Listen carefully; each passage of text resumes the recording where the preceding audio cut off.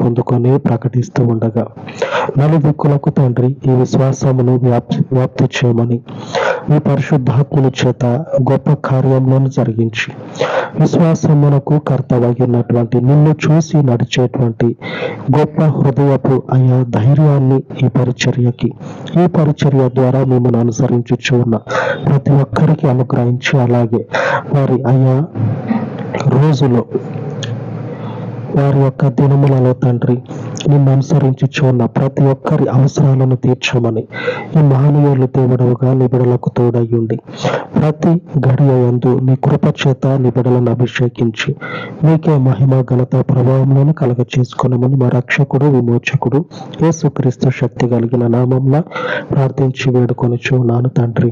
ఆమేన్, ఆమేన్. మన దేవుని నిత్యమైన కృప మనకు తోడయ్యుండును గాక. ఆమేన్, ఆమేన్.